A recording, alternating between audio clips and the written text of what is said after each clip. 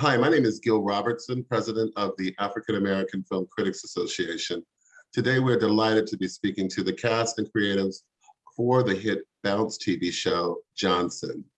We're going to kick things off by introducing you to the AAFCA members who are on the call today, starting with our facilitator, Katia Woods in Philadelphia, Nancy Green in Baltimore, Jill Monroe in Los Angeles, and Al McGee in South Florida. We'll also be joined by Rhonda Russia Penrice, who is based in Atlanta. I'm going to let you guys do what you do so well, and I'll see you on the other side. It's gonna be a hot boy summer, so you better hide your wives. You and Naomi been rocking strong, man. Why don't you just move back in with her? Yeah, well, we're starting over. Kind of getting to know each other again. Getting to know each other? Y'all got a whole ass kid together. Kids are expected to treat everyone with respect. Caleb, what exactly did you say to the girl? It's what he wrote. Hey, I'm noticing some typos here. We should be talking about that. So the principal at my son's school is looking for a new maintenance man. I'm not gonna let you down, Mrs. Brooks. Smith. Okay.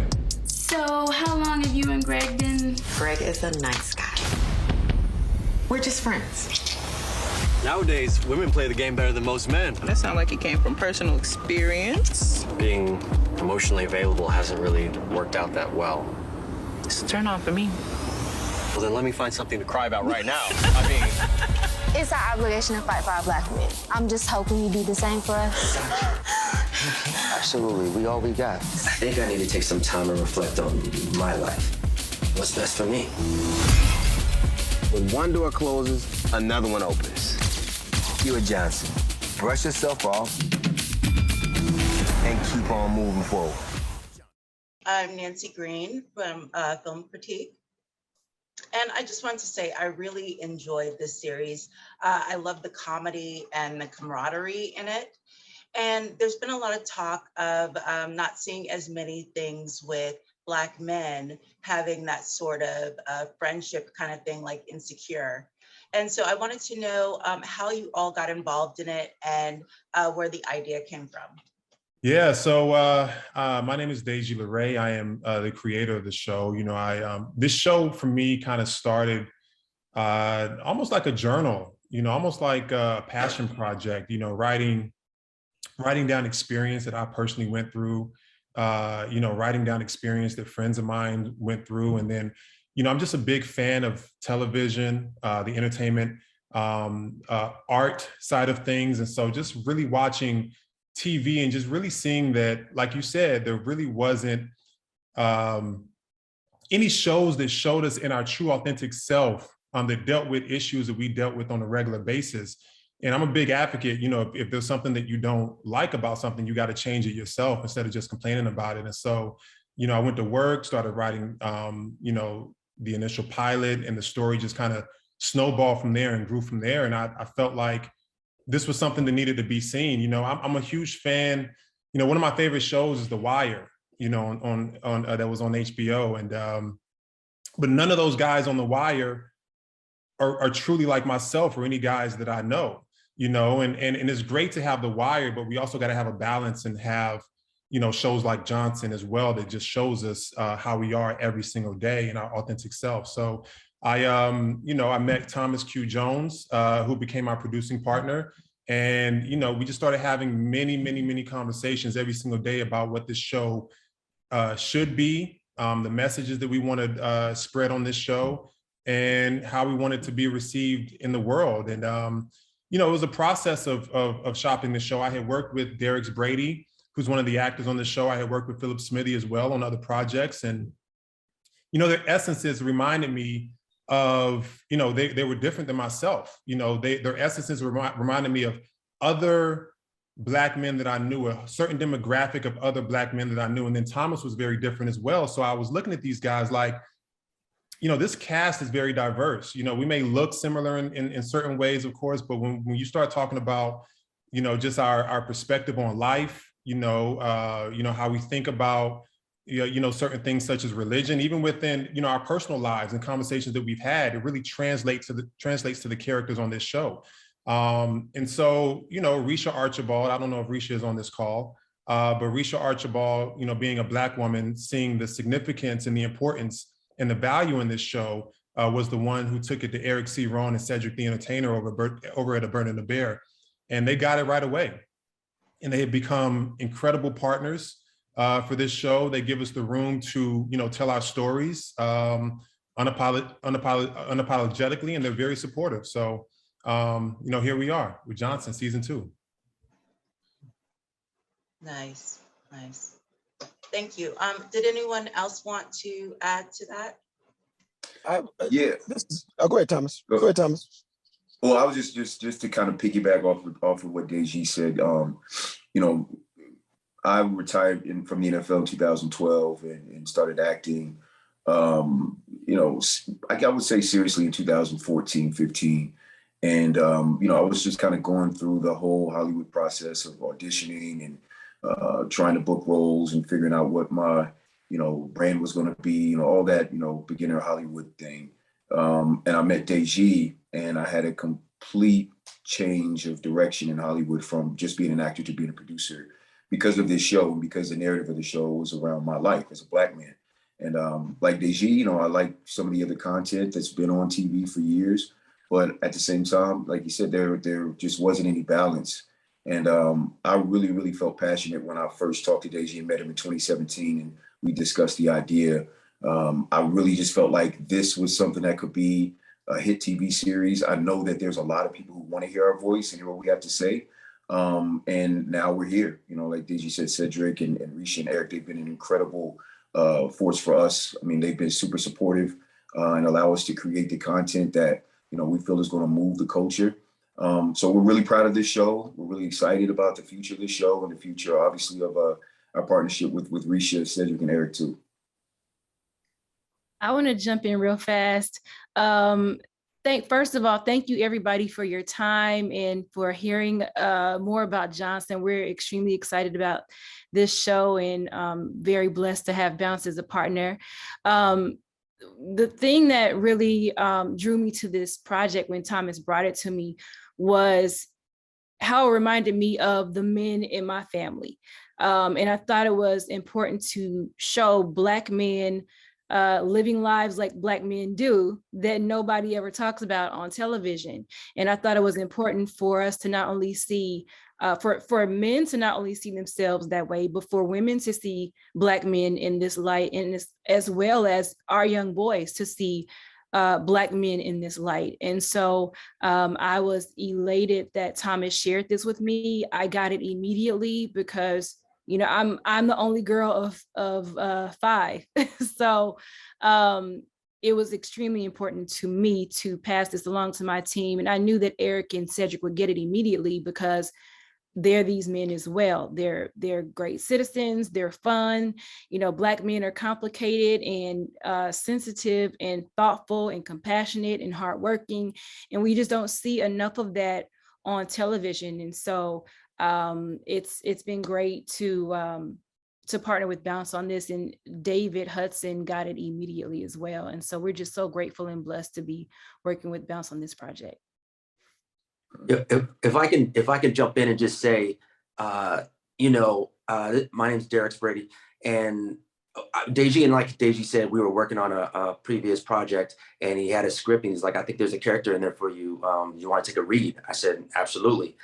I read it in like 3 days and got back to him and said, man, I'm in. Because like the common thing that's been shared, when I read the script, I was like, I just don't see this on TV. There's definitely amazing stories that have been told. But when I look to my left and right, when I look at my uncles, when I look at my cousins, I see different Black men. I see entrepreneurs. I see college graduates. I see engaged fathers that want their family. I see people that are trying to build a legacy that goes way beyond just themselves. And so I had to be part of it. And that's what I saw in the script, and it just resonated with me. So honored to be a part of it. Thank you.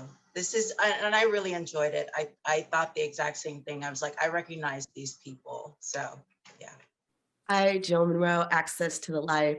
So in season 1, I had a chance to speak with some of you, and we talked about taking some of the topics from Twitter and how you put it together. So what I want to know is, for season 2, now that we've been introduced to this friendship group, we've seen them in fractured points, at low points and high points. What were some of the themes that you wanted to bring out for season 2 to continue this thread of looking at Black male relationships in all angles, but from their side in the friend group that we haven't really seen before?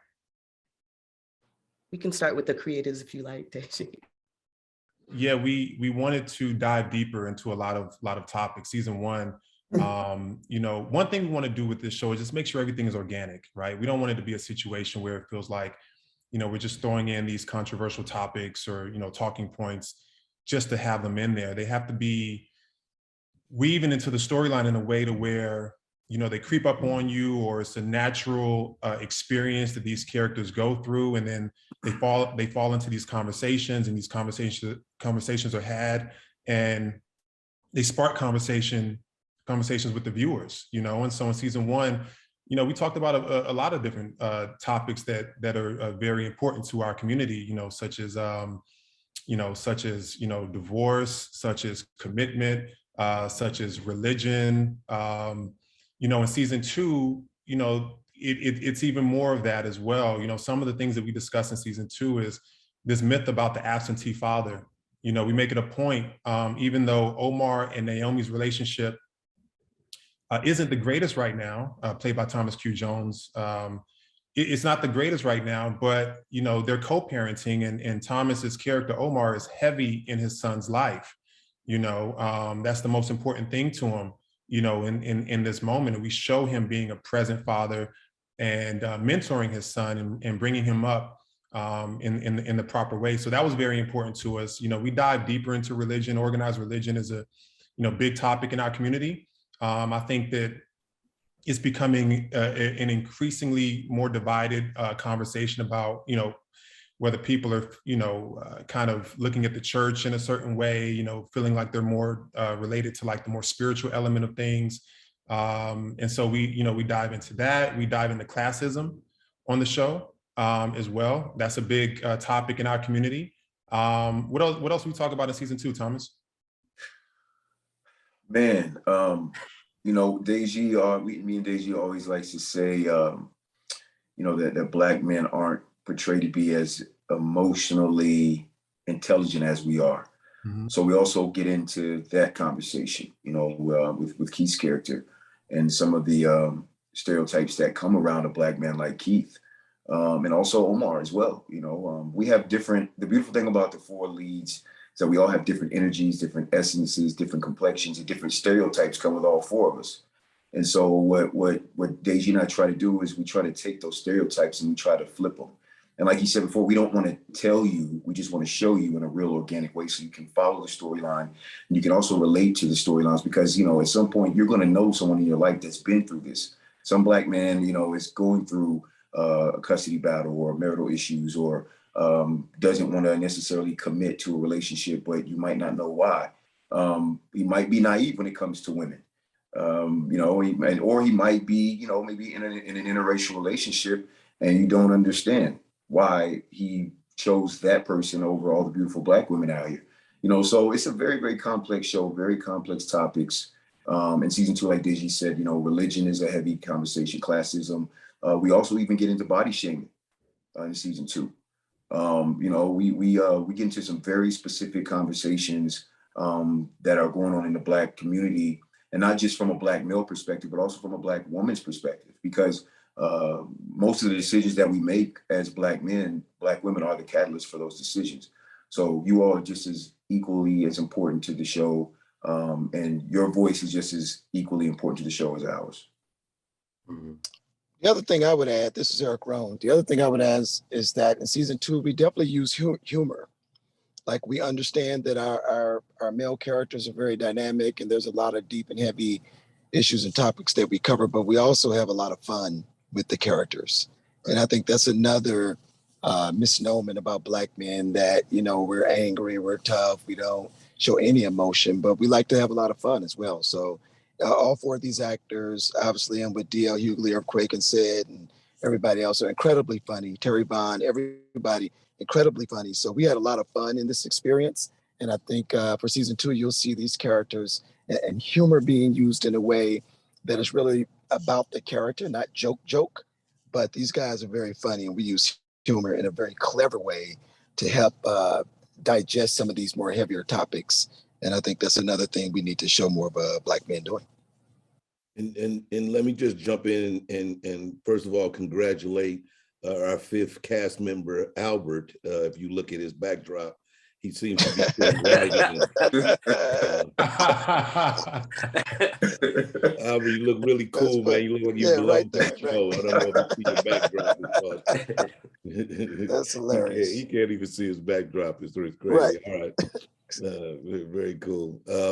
No, but I mean, I think all of these subject matters are something that we really enjoy about the show. And of course, Deji and Thomas's writing, the characters do a show, just a real wide diversity of who we are. And it's just more important than ever to really have this in the atmosphere. And we're really, really proud of the response that we have to the show, both from the women and the men. You know, you don't really get an emotional or visceral reaction from men most of the time, but guys seem to really take to the show and identify with these characters, and so does our female audience. So again, very, very grateful for the partnership with Bounce and the opportunity to actually put a show like this on. That's something Eric and I, you know, from, you know, our company's mandate early on, wanted to be able to kind of get these unique voices out there. And you know, and Bounce has just been really a great platform for us to be able to tell solid stories without having to lean toward any degree of, you know, placating to stereotypes or buffoonery or anything. So just really, really proud of and happy to be rocking this 2nd season. So encourage people to find it, look it, grab the app, Brown Sugar app if you need. That's how you do it. Bounce, you know, we want you to go and find this and make sure you watch the show and be a part of this great community that's growing. Thank you all. Hey, I'm Al McGee with YETicket.com. I'm a journalist, but also I've done other things, acting, things like that. But my point with this is something new to me. Well, the show is new to me. And the concept of Black men having this type of relationship and 4 guys just sharing almost everything in their lives with each other. Now, I'm of the baby boom generation. And when I was a young man at that time, we didn't do that. We were individuals where we got our jobs, we had our families, and we was mostly alone, but we had friends. I know, you know, when someone had a picnic or a barbecue, will show up as individuals, but not as a group. And this is one thing that I really enjoyed about this show, is that they are a group of men, not just individual for what I'm accustomed to, what I've seen in my own personal life growing up. So how did that idea come up with, this is a group of guys being friends and sharing their lives, and also sharing their pains and some of their ideas? And Cedric, how did you understand that concept?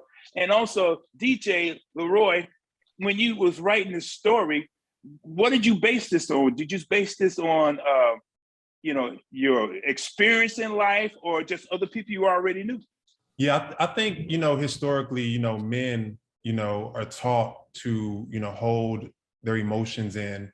You know, the definition of manhood, you know, from what I've seen and experienced growing up as well, is to, you know, be tough, to be strong, to never let anybody see you cry, right? Because all of that is a sign of weakness. And, you know, I do think there's a world where you can be vulnerable and you can express yourself and not hold things inside, and still be strong, right? And still be a protector and still be a provider. And I think, you know, times are changing, you know, and we're just trying to, you know, create a situation with these characters that are reflective of Black men that is just more healthy, for us, you know what I mean? Because it's not healthy to keep things bottled up. You know, I think we have when it comes, with everything that we experience in this country, all of the adversity that, Black men and Black women have to go through in this country, a lot of times that can create, mental health issues if you don't express yourself, if you don't have a good friend group or support system to where you can find the answers for, all of these experiences and questions that you go through, So I think it's just a reflection of, yes, some of it is experiences I've had, experiences that I've seen, friends of mine, but another part of it is just to hopefully spark a little bit of change, and the goal, and we've been getting messages, Thomas and I get messages all the time.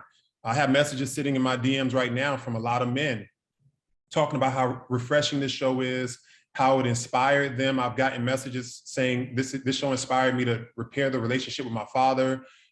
This show has changed my life, long paragraphs. So it's really touching and affecting people in a major way. And I think the goal is hopefully after this show, it inspires more creators to create content like this, in the future, and it opens the door so we can have more balance on television. Because representation, in my opinion, what comes after representation is inspiration. People are only inspired if they see themselves represented authentically. And I'll just say, our attraction to the show, again, a lot like you, growing up in a generation where we didn't necessarily see, or identify with men being emotional and connected to each other. Everybody, our dads, our uncles, they all had to have this kind of shell that, that was these hard men. And I think, just kind of identifying, of course, with my own friend group, been longtime friends of me, Eric, and Kelvin, who's also a part of our company, have been friends over 30 years. I mean, it was the kind of identification with that, and the simple idea of the storyline of the last name, making them Kendrick.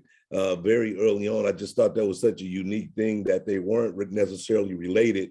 But in elementary school, when you do the roll call, all the Johnsons are there together, and these guys became great friends by being that. I think about, when I was in, one of the early things about my whole name was my family name was Tony, and when I was in elementary, in junior high school, they were naming off all the Tonys, and I decided I didn't want to be a Tony. I wanted to be Cedric. And, and that kind of led to my destiny of being who I am now, because at that moment, I just didn't want to be in that group. And so just think about it, guys, if I was Tony the Entertainer, I don't know if we would be having the same conversation. So, certain choices are great, but I love the fact that these young men discovered a camaraderie just through their last name that led to a lifelong friendship. And that was something I identified with immediately. And I just thought that was a unique way to get into storytelling. And so that was one of the things I identified with Al. I also just wanted to add, I'm Philip Smithey. I also want to add, there's something so fulfilling as an actor being in a project like this, because I've been in LA for I don't know however long now. And I would always notice at, let's say, the audition, you're in this room with a bunch of guys who are kind of like you, because you're all kind of going for the same part. And you become friends with these guys, and you're all thinking, man, wouldn't it be amazing if we could all just be in a project together? But you know that it's not going to happen because there's only room for so many of you in one place, right? Like, I'm sure every character in Johnson, each of these four guys probably would be on some different show playing an outlier character, or like the friend character who isn't as rounded as we get to portray ourselves here. It's this incredibly fulfilling experience to get to be, myself and play the big tooth, big eyed, naive, bunch of Wikipedia knowledge guy that I probably would only get to play like this one-dimensional version of anywhere else. It makes coming to work with these guys and getting to be in this real community all that more fulfilling. Yeah, that's what I found from the show, and that's why I find the show very good. And also, and Philip, for example, your character Keith, you said you were a nerd, and back then I couldn't admit that, just like you couldn't admit it. I want to thank you guys very much for being here, and keep up the good work with this show, Johnson. Thank you. Thank you, brother. We appreciate that. Hi, everyone. My name is Katya Woods. I write for the Philadelphia Tribune and have my own site, Cup of Soul Show. Let's go to you, Philip, because I really was like, Thomas was out of pocket. He broke the bro code, and I felt as though there shouldn't have been a fight. You should have just been able to hit him, and you should have stayed there and taken his lickings, and the rest of the guys really needed to have your back on that. But I love the fact that you're on the show, because we don't get to see Black men like you celebrated that often. You're always, like you said, is the outlier. You're not the guy that's celebrated and embraced. And I felt your pain when she was like, take pictures of the up and coming rapper, because we've all been there as creative and writers. We like, please, if I do one more of these interviews with somebody saying, you know what I'm saying, I'm going to kill myself.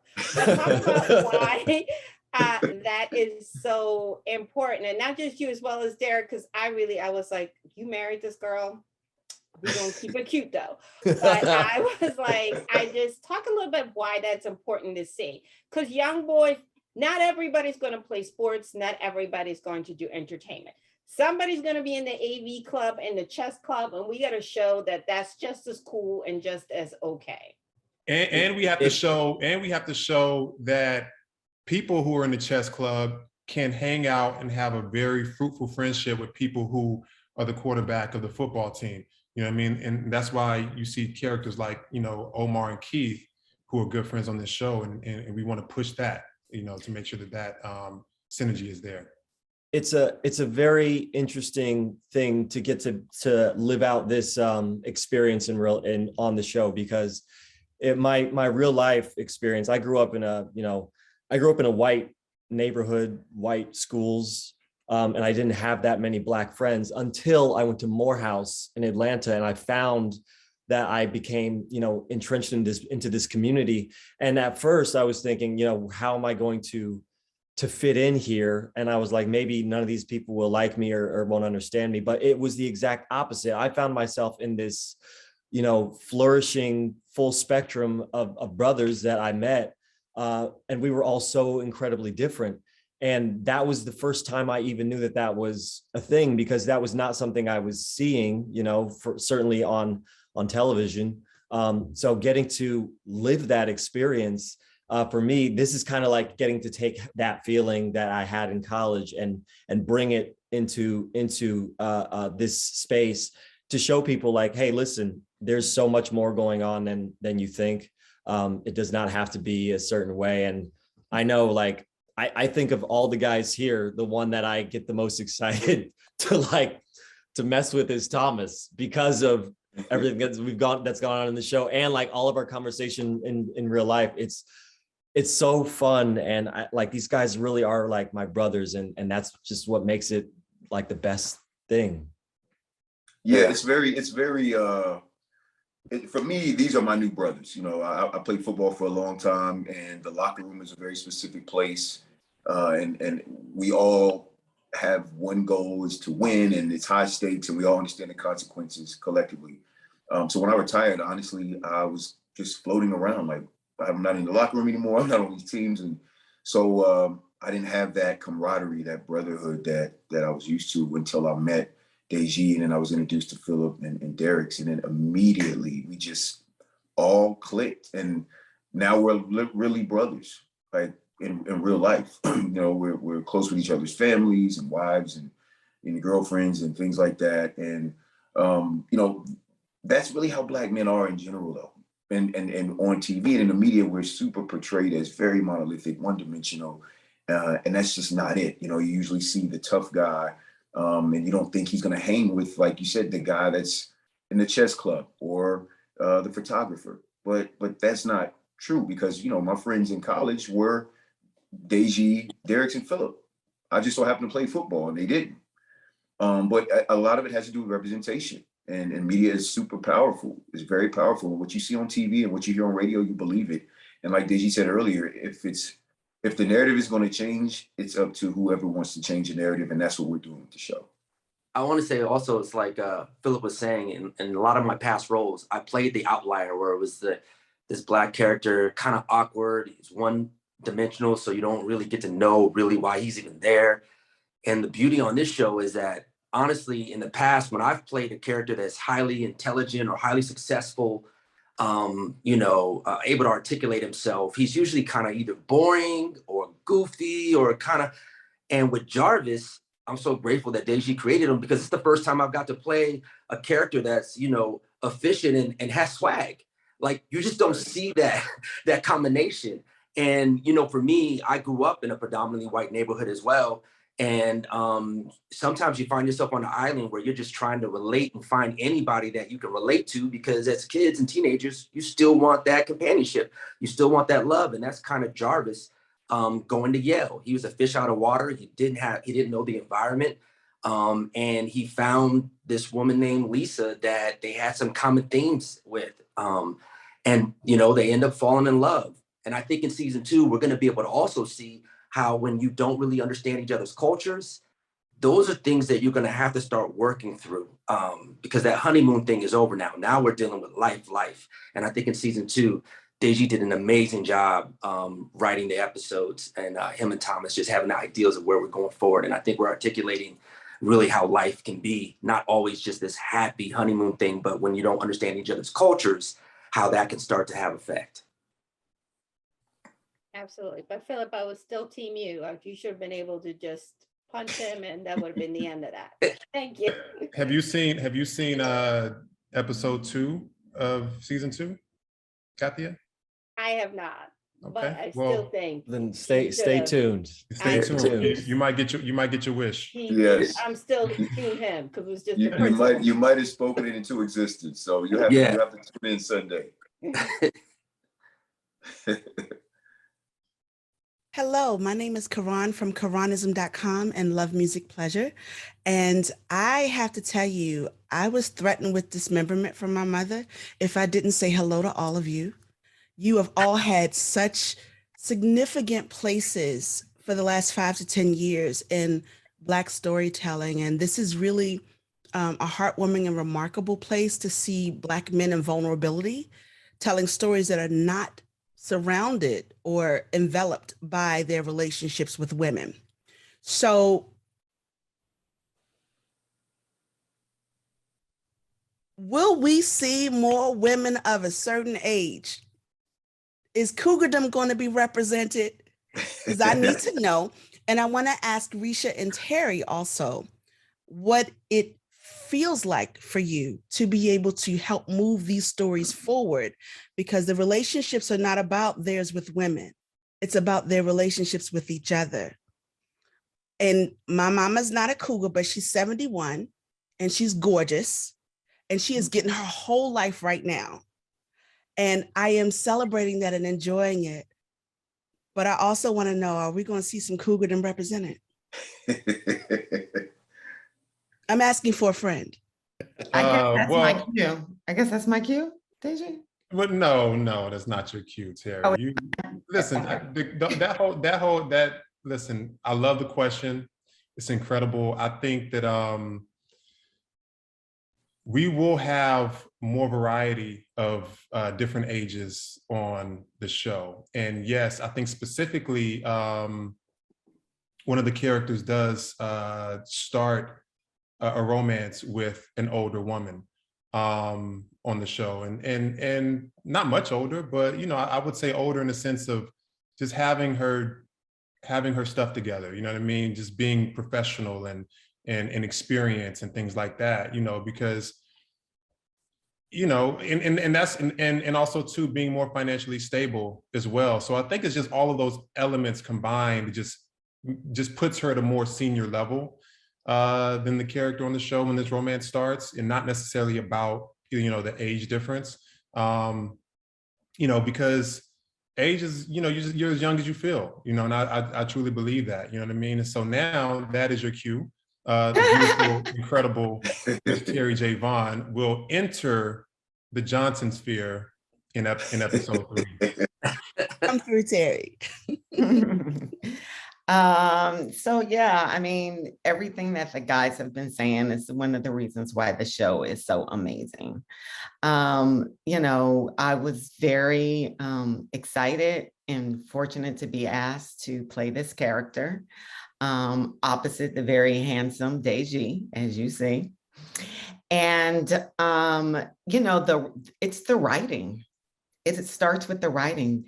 When they sent me the scripts and I started reading through them all, I was like, oh my God, this is amazing. And it has it attacks real issues. It talks about real stuff. They write it very clever. It make you laugh. They make you think, and they make you relate. And, you know, and it is like, it's just a different time for women and women of a certain age. It's like, you know, when my mom was 30, I thought she was old. I was like, oh, she old. And then I became 30 and I was like, oh, I'm so young and fly. And then when you hit 50, it was like, it's just a totally different game out there right now. And so I was really fortunate. I loved playing Wanda. I think that she's dope. I think she's smart. I think, like Deji said, she has her shit together. She knows, you know, she's been very focused in her career and making her choices and built a life that she's very proud of. But, you know, that came with putting up some walls in her personal life, and meeting this guy who kind of takes her off her game, and she opens up a little bit, and we see what happens. And I'll jump in. Thank you for those thoughtful questions. Hold up, Reesha, real quick. Let me just say that y'all know me and Terry's history, and I still feel some type of way about these things that happen. I've been waiting for him to say something. I've been waiting for that. It was for the good of the show, and I got out my feelings, but I'm still in them. That's all. Go ahead. Saying dismemberment. My mother threatened me with dismemberment if I did not say hello to all of you, because we've seen your work over the years. Please, Reesha, please go ahead. That's okay. That's funny said. No, I was going to say that, you know, pushing this project forward was important to me because like Terri and Thomas both said, it really is in the writing, and also it's in the performances. And the thing I love about this show, one of the things I love about this show is that it creates conversation in our community. Deji's writing is so thoughtful and insightful, and it has foresight, and it makes people think about things that we need to think about as a community, but it also forces us to have the conversations that we need to have within our community as well. So those are some of the things that I feel were important to really push this narrative forward. It's really been impressive to see the range of gentlemen who show up here, and that those gentlemen's lives and their relationship with each other is what holds them true to who they are. So I thank each and every one of you. Thank you. Thank you so much. Thank you. Hey, what's going on? It's Rhonda. I'm here in Atlanta, so I have to ask, why was it important to set it in the A? I'm from Atlanta. You know, I know the city very well. I know the culture very well. You know, I wouldn't say it was 1000% necessary to shoot it in Atlanta, but I do think there's something special about Atlanta that everybody who you know is within our community can relate to. You know, whether it's the food, whether it's the music, whether it's just, you know, seeing Black people in all types of jobs, you know, and Black people who are very successful. You know, we actually filmed, Keith's Loft is actually located on Peter Street, which is in the Castleberry Hill neighborhood, which is the largest concentration of Black land ownership in the United States. You know what I mean? And so we shot a few different things. Actually, Cam Newton's cigar lounge is there, and a few other locations as well. So it's important, you know, there's a story behind the story, you know, and that's one thing we always try to do, is just be very specific about the choices that we make, not just about what comes across on screen, but the things that people don't know about that should be of significance, giving money to that neighborhood and supporting that neighborhood. So I don't think there was a better place than Atlanta to shoot this. So we definitely turned Atlanta into a character. We've filmed all over the place, like even Stone Mountain that we filmed at, and I know Stone Mountain is going through a lot of controversy with the Confederate carvings and everything on there, but we made sure to have lines on there talking about the Confederate carvings and how it needs to be placed with a mural of Outcast. You know what I mean? So these are all things that are specific to the city, and they come across on the show. Yeah, you're very A. Like a mural of Outcast. Yeah, very A. And what about Philip, since you went to Morehouse? Oh, well, we shot down the hall or down the street from my old neighborhood at Morehouse, which is really cool. I tried to get on the campus, but it's very guarded now because of the pandemic. And, it was really fun just to get to be back in that energy and in that space. As we're shooting some days, I'm thinking, man, like if I hop on the MARTA, I can get to my job at CPK in Lenox in 20 minutes from here. Like I'm still having like flashbacks of my time there. My number is still 404. And I'll give you the rest for $1. No, I'm still just, like I'm very much part of that city in my spirit. And Atlanta's also grown so much. It's such a great place I feel like just to be in general. So, we want to highlight this place that is kind of the mecca of culture for its own, self, as for it being Atlanta as well. This question is for Cedric and Eric. I wanted to know with this show and with what you're doing, how do you feel about the landscape in terms of shows like this at other networks and just how things are changing in general? Well, I just think that this is, kind of this is a forerunner. This show feels like something that's like a fresher idea. Again, I think a lot of people try to, or at least think that they're tackling the idea of, what it is to be a Black man in society. Most of the time it leads to the atypical kind of monolithic ideas that everybody's a tough guy, everybody's, misogynistic and with multiple women. And so this was the kind of, this was the kind of show that showed, a wide array of who Black men are. And so hopefully this is, an opportunity to be in a leadership position where these ideas started to come forward. Deji kind of alluded to it, where, the idea of seeing a show like this, the writing comes forward, people's concepts and ideas come forward, and these other networks can see the success of a show like this and start to take those kind of chances on this degree of storytelling. So, that's the one thing that we are very, very happy with Bounce, in the sense that they recognize it. It is a part of their brand, and they are working very hard to make sure that people get eyeballs on this show. And so that's the kind of thing where I think that when you take a chance to build something in your own community, if you will, and you build it where people come to that, and they come to you as you trying to go over and cross over to them, is where we stand the strongest.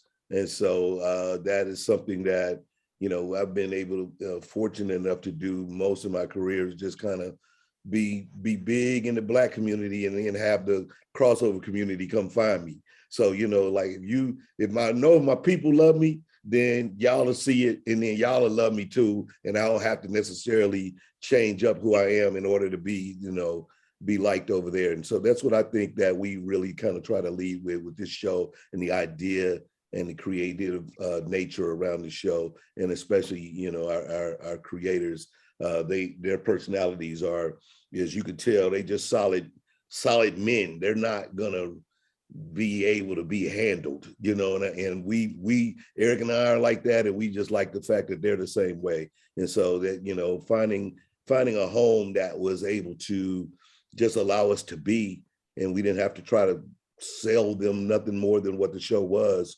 was really perfect and serendipitous for us, that it just came at the right time and it was the right energy. And you know, we have a you know, a deal at CBS, but this made sense for us to be able to do it here in this environment where we didn't have to fight uphill every week. I have nothing to add. Cedric he said I'm brilliant and that he heard everything that I said. No, I think he covered it all. So. All right, great. Thank you. Thank you so much. Hi, Jill again. My question is for Cedric and Terri. First of all, Lavita and Seti forever. So here's my heart. But I wanted to know what it's like for you as creatives to have started out, you know, at an earlier portion of your career to now be able to circle back at this point and extend that offer to bring your former castmate onto a show and to be able to work under those conditions and to see each other evolve at this point. What is that like for you decades later to be able to watch that growth and be a part of it and push each other in that way? You want to go, T? Yeah, Cedric and I have always been friends from day one. It was never anything but that. So it's always been love. And we've always been very supportive and proud of each other. And we express that to each other all the time. We're, you know, always, you know, sharing ideas, and, you know, I'll run stuff by him, and I'm always telling him and Eric how proud I am of them. So it's always been that kind of relationship anyway. So I'm just wondering what took his ass so long to bring me onto something. But, you know, that's a family conversation that we'll have later. No, I'm just kidding. But no, I mean, it feels right. It doesn't feel strange. It doesn't feel odd. It always just, we're family. Yeah. Extremely close to Terri and I from the very beginning. And so, I mean, and she's always been, you know, innovative, an entrepreneurial, and a person that's not really going to wait, you know, even when she moved to Atlanta to, you know, start her acting program and teaching others and building and having an actual facility that taught others, and now directing and doing a great job out directing a lot of projects and building herself behind the camera, as well as, you know, of course, still being able to come in and kill it on camera, where people are just, you know, happy to see her face and her energy. You know, just this is something that we've, you know, in our own private moments, we've just always been proud and a fan of each other, and a pusher of that ideology out into the world. So this, again, manifests itself in such a unique way that, you know, when you see, you know, for I think the fans who will see her on screen in this particular capacity, it'll be refreshing, because you'll know who she is, but it'll feel like a character. You'll be like, yo, like, man, yes, I get it. And, you know, it was that automatic, the kind of electricity that comes on the screen and the idea of the character she's playing. It was unique, and it was the right thing to do. So those are the kind of things that, you know, I try to look for always when producing, is just looking for the fit that really works, and so that the idea can manifest itself to be stronger than anything that any, you know, kind of ego, one energy can be. The idea is bigger than all of us. So that's the thing that we really wanted to kind of go forward. So you know, allowing creators to be creative and do their thing, and let me hear what you're trying to say and do, and then let, you know, and Eric and Reesha and I, our job is to get that done for you. We gonna stay out the way. We just want to do what you need to do. You know, we hear you. That's what you want to get done. Bet. All right. So, and the same thing when we kind of put, you know, the casting together, you want those characters to really be real and have that audience identify with them. So that's you know, and like you say, said in Lavita forever, you can't top that. I don't care. I don't care who she do stuff with on screen. You can't top that. I don't know. We'll see. You know, when we first were talking about Terri, you know, Thomas and I were speaking. We was like, we got to, you know, talked to Eric and said about it, I was a little nervous. I was a little nervous, and I was expecting a call from Ced, and he ain't hit me. So I was like, okay, cool, I'm in the clear. But I see now that he still feels a certain way. So it was an illusion. We'll work it out. We thought the coast was clear. But let me just say something about Terri real quick. I mean, you don't know what to expect. She's an incredible actor. And I say actor because sometimes, actress, people don't, I'm just trying to be correct on this terminology, but incredible actor, but she's a director and she's just an all around incredible, talented filmmaker. So it was just very easy working with her. She showed up to set and she knew the language. She knew the shots. She knew why we were getting those shots. She had suggestions and opinions on certain things that actually made a whole lot of sense. So it was a great synergy, and I think it just helped the process, to speed up and for us to create magic on screen that, Cedric is going to have to sit back and watch, in a few episodes. and she's a great person. Just off like every day was so just fun, and just the energy was really, really good every day on set. Just watching her work, and just a very generous actor. She's very cognizant, like Deji said, because she's a director, she understands all the specifics that, some actors might not. So it made it a little bit easier. But just her energy, every day she was at set, it just made the day better. So definitely was a pleasure working with you, Terri. Thank you guys. You guys made it easy. Like, for real. These two are badasses. All four of the guys. I loved it. Loved every moment of it. Thank you. Thank you for that answer, because I just noticed also as creatives, Thomas and Deji, you mentioned that you all have crossed paths with each other as far as auditions and wanted to work on projects. So when you see people reaching back and reconnecting and making sure to bring other people forward, I think it's important. It's an important example to set, especially in this setting. So thank you. Definitely. We're responsible for each other as Black people, whether it's Hollywood or any other facet in life. We have a very unique experience as Black people, and what we're trying to do is what Cedric and Eric did. They reached back and gave us an opportunity, and that's what Deji and I do, even on set, even the crew, people that we hire.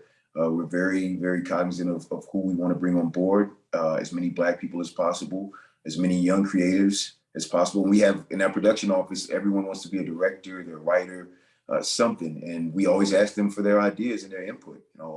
We make everyone feel equal and everyone feel as valuable as they are. And hopefully that's the message that they're gaining, and that's the message they'll take with them too when it's their turn. And let me just say that also includes our relationship with you guys. Like, Black press is something that, again, it can often, be pushed to the margins, and everybody's looking for the bigger news story.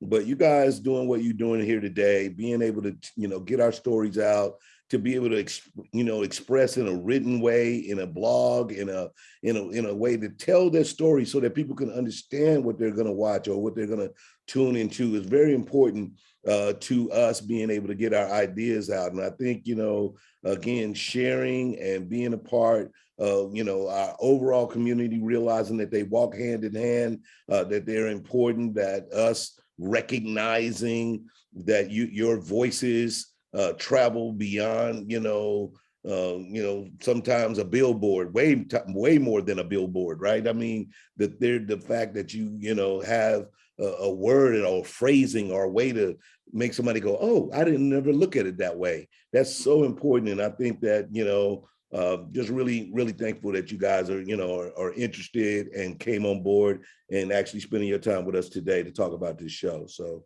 I just wanted to say that. Thank you all for the thoughtful answers. Yeah. Hey, this is Al McGee again with YEticket.com. First of all, this question to you, Thomas. You're a former football player, and I know football players, former football players, things like that. And they keep their friendship for many, many years. Did you see yourself in this script? And also, DJ, when you started writing these scripts and you started casting, what were you looking for in an actor to be on this show, male or female? But what were you looking for? And did you have to take everything to the producers, or are they hand-on? So Thomas, tell us, is your part, is this you? I think the beauty of creating a show like this and being a part of a show like this as an actor is that the version of you is good enough. The version of me as a Black man is good enough. And a lot of times in Hollywood, someone like me, bigger guy, obviously colorism is a thing, darker skinned guy, I'm gonna, get auditions for the more menacing roles, the roles in which they're used to us, being in. And I have to play a certain version of myself that's just not me all the time, But this character, Omar, was me to a T, exactly. He's a, easygoing guy. He's kind of laid back. He's passionate. He's kind of quirky in a lot of ways, and he's a little unpredictable and unassuming, but that's how I am. And that's why one of the things that I was kind of struggling with in season 1, we finished a scene and I'm like, I don't really feel like I was using any of my actors' tools. Like I didn't have to go in my toolbox. I was just like being myself. And I've never been able to do that before. I brought a version of myself to some of these roles, but I've never just been able to be fully me and be funny how I'm funny and be vulnerable how I'm vulnerable. I just was like, whoa, and then when Deji and I would look at the dailies, I'm like, people are watching this. Are they going to think I don't feel like I'm acting? Are they going to believe me? But then the more I continued to play the role and we got deeper into production, it just became second nature. And then I realized, hey, even though you say you're good enough, sometimes you don't believe that unless you have an opportunity like this to really be yourself and realize that you are good enough. And so that's something that we preach on this show. Every actor that comes on here, we want you for who you are, what you bring to the table, your personality, your energy, your essence is valuable to this show. Because this show is for us as Black people. It's a human show. Obviously, anyone can connect to the characters, but this show speaks to Black experience on both sides of the spectrum, Black women and Black men. So yeah, I definitely saw a lot of Omar in myself, but it took me a little bit of time to get comfortable to really, really be myself and be this character. Thank you for that very honest answer. Keep up the good work. Thank you. Thank you. Yeah, and I'll just finish off by saying, just in general, when it comes to the casting, with the guys, I tell them all the time, like they were auditioning for years and didn't even know it. Just like Thomas was saying, it's really about the essence of the character. It's really about somebody who's going to represent a certain demographic of, the Black man.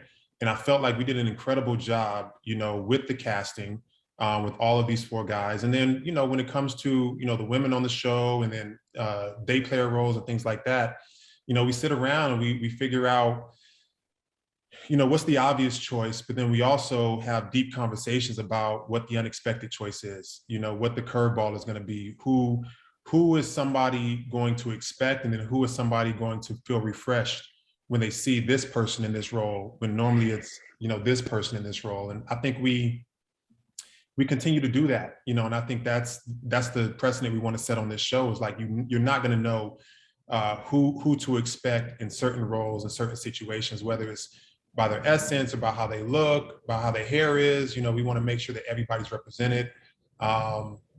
And then when you cast people, you want to cast people who you have fun with on set, people who don't have egos, people who are easy to work with, who are excited about coming to work, excited about their job, excited about this opportunity, and they realize that this is an opportunity that is a blessing for all of us to be working and doing what we love to do. And I tell, Derrex and Philip all the time, like, people like us because we make it easy for them as well. Whenever we have, obligations or press, there's never any egos. It's like, what time? You know what I mean? And myself and Thomas and Philip are always on time. Derrex is a little bit late, most of the time, but he's there. He's there. Okay. Okay. Yep. But we're all excited about what we do, and there's no egos on set whatsoever with anybody. And if you come on set and you got an ego, or you kind of got some awkward energy, you're the outcast on set. Yeah, you're the outcast. We don't have that. You can't come to our set like that. And everybody has fun. You can come to our set. One day we were filming and we was outside of a hotel, And you look, and Deji and I were just standing there watching, and we looked around the set, and our set design team there's 6 people, and the head of the set design has a Jeep, and she was sitting on top of the Jeep with her shoes off. And we're looking around, it's like, this is like a music video. Like it just felt really cool. It felt super Black, and like just to be a part of that. I'm like, whoa, this is what we created collectively, man. Was an environment where everybody's really comfortable at being them, and they're bringing them to their job. And that translates on the show. You know, when you watch the show, all of that comes through. That energy comes through the performances, through every aspect of the show. So if you come to the set and you don't have that energy, it's not just Deji now that notices it, but everyone notices it, because they know, nah, this is not what I'm used to.